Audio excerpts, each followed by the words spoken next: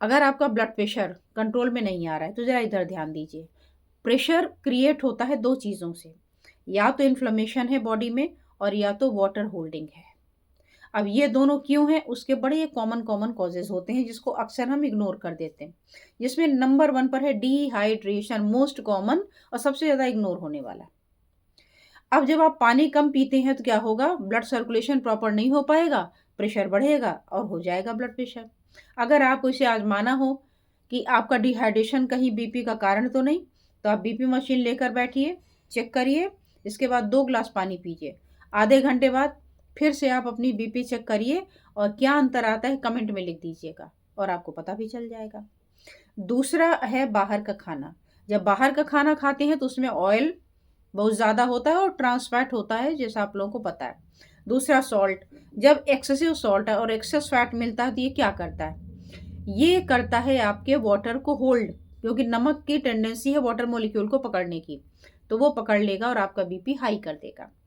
अगर ऑयल नहीं भी खाते, घर का भी खाना खाते हैं तो भी उसमें सॉल्ट को ध्यान रखिए, क्योंकि अगर आपने सॉल्ट इंटेक ज़्यादा किया तो एक्स्ट्रा वाटर प्लस इन्फ्लेमेशन, क्योंकि नमक का काम इन्फ्लेमेशन भी है, तो ये दोनों मिलकर के आपके बीपी को कर देंगे हाई। कार्बोहाइड्रेट का ध्यान रखिए। अगर आपने कार्बोहाइड्रेट ज़्यादा खाया, ज़्यादा कार्बोहाइड्रेट मतलब ज़्यादा पानी को इकट्ठा करना, और ज़्यादा पानी को इकट्ठा करना अंदर का मतलब है कि आपके प्रेशर को बढ़ावा देना।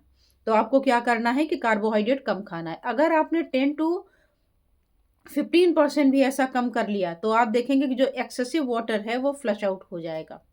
कैलोरी थोड़ा-सा कम की तरफ लेकर आइए। कैलोरी कम खाएँगे तो वाटर फ्लशिंग ज़्यादा होगी। इसके अलावा अपने मांसपेशियों को काम करने की आदत डालिए। जब आप की मांसपेशियाँ मजबूत होंगी ना, स्ट्रेंथनिंग ट्रेनिंग करिए, तो उससे क्या होगा कि वो आर्टरीज़ पर भी प्रेशर डालेंगे कि चीज़ों को अच्छे से करते रहो, चीज़ों को सर्कुलेट करते रहो ताकि प्रेशर ना बढ़ने पाए। इसके अलावा नींद बड़ी ज़रूरी है, 7 से 8 घंटे की नींद कम, कॉर्टिसोल ज़्यादा। और कॉर्टिसोल ज़्यादा माने स्ट्रेस एक अंदर डेवलप होगा, और स्ट्रेस क्या करेगा, वाटर रिटेंशन करेगा और इन्फ्लेमेशन करेगा। तो ये ना होने दें।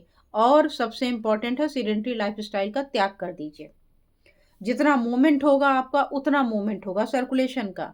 जितना एक जगह बैठे रहेंगे उतना आपके शरीर में बाकी परेशानियाँ भी बढ़ेंगी, साथ में आपका बीपी बढ़ेगा। इन बातों का ध्यान रखें और लाइक, कमेंट, शेयर करते रहें। Thank you.